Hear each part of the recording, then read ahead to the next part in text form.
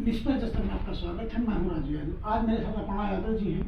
इन्हें प्रभु श्री राम के प्राण प्रतिष्ठा के लिए आमंत्रण हुआ है। मैं पूछूं इनसे कैसा लगा मैडम आपको? मुझे बहुत ही खुशी हो रही है और आज मेरे जीवन का बहुत बड़ा दिन है। मैंने अपने सामने, मैं बहुत छोटी थी, राम मंदिर को देखा था कि किस प्रकार से वहाँ पे क्या घटनाक्रम हुआ, और आज राम मंदिर जो है हम सबके योगदान से बना है, उसको फिर से वहाँ पर देखूंगी। मैंने बनते हुए भी चुनाव में भी, जब मैं अभी 2022 का हुआ था तब मैं देखने गई थी, तो राम मंदिर उस समय बन रहा था। उसकी भूमि जो है पूजन जिस प्रकार से हुआ, उससे पहले भी हम लोग गए वहाँ पे देखा। और आज जब राम मंदिर बन जाएगा, उसकी प्राण प्रतिष्ठा होगी, ये भव्य होगा, ये बहुत ही मुझे लगता है दुर्लभ होगा, और बहुत ही मुझे लगता है कि ये विस्मयकारी भी है मेरे लिए, और बहुत ही अच्छा लग रहा है मुझे। बड़े संघर्षों के बाद प्रभु श्री राम जी बहुत दिन टेंट में रहे, बहुत विवाद में तरह, अब जाकर उनके प्राण प्रतिष्ठा हो जाए, उनको मंदिर वगैरह इस पर करते। ये मुझे लगता है कि बहुत बड़ा आदेश जो है, जो कोर्ट का हुआ, और आदरणीय प्रधानमंत्री जी के जो भगीरथ प्रयास थे, जिस प्रकार से उन्होंने पूरे देश को लीड किया कि किसी प्रकार का विवाद नहीं होगा, किसी प्रकार के जो है फसाद नहीं होगा, और राम मंदिर की प्रोसीडिंग्स अच्छे से चली। राम मंदिर का जो है निर्माण कार्य इतना शुभता के साथ हुआ, सबके योगदान से हुआ, तो प्रधानमंत्री जी का इसमें बहुत बड़ा योगदान है। और आदरणीय नरेंद्र मोदी जी के कर कमलों से प्राण प्रतिष्ठा का कार्यक्रम हो रहा है, ये भी हम सभी भारतीयों के लिए बहुत गौरव की बात है। कुछ शंकराचार्य इस पर विवाद खड़ा कर रहे हैं कि कोई भी पूजा अर्चना की जाती है उसमें अर्धांगिनी होना आवश्यक होता है। ऐसा हमारे धर्म शास्त्रों में कहा गया, लेकिन ऐसा उसमें भी नहीं हुआ, प्राण प्रतिष्ठा में तब्दीली हुआ। अब देखिए, ये एक शंकराचार्य जी का जो व्यवस्था है, वो अपनी तरह से धर्मगुरु होने के नाते अपनी बात कह रहे हैं, और प्रधानमंत्री जी का जो जीवन है वो सबके सामने बहुत ही सार्वजनिक है।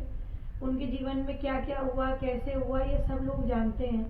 और आदरणीय नरेंद्र मोदी जी कोई छोटे व्यक्ति नहीं है, इस देश के प्रधानमंत्री हैं, 125 करोड़ लोग उनके पीछे हैं, और पूरा विश्व उन्हें अब सच में जो है मानता है कि नरेंद्र मोदी जी ने इतना बड़ा काम किया है। चाहे कोरोना काल में अनगिनत एग्जाम्पल्स हैं, चाहे उन्होंने डिफेंस के लिए काम किया हो, चाहे उन्होंने परिवहन के लिए काम किया हो, कई सारी चीज़ें हैं।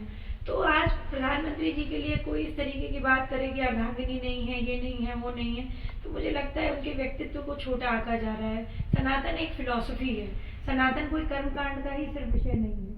सनातन में हमारे लिए सब कुछ जो है पूजनीय है। हम लोग पंच तत्व से बने हैं, और पंच तत्व से ही जो है में मिल करके खत्म हो जाएंगे। तो नरेंद्र मोदी जी ने एक बहुत बड़ा अपना व्यक्तित्व का, अपने विचार का और अपने प्रासंगिक होने का कई बार उदाहरण दिया है, और राम मंदिर में भी जो उनकी भूमिका रही है वो किसी से छुपी नहीं है।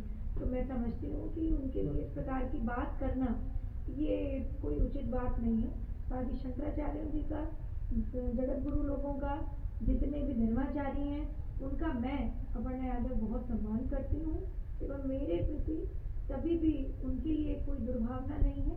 परंतु ऐसे कार्यक्रम जब हो रहा है, पूरा देश, पूरा विश्व मतलब फॉरवर्ड कर रहा है, तो इस प्रकार की बात करने का कोई औचित्य नहीं है। प्रदेश में आदेश हुआ है, प्रदेश और देश यहाँ तक कि विश्व राममय हो चुका है। 2024 के चुनाव आने वाले हैं, उसमें क्या लग रहा है?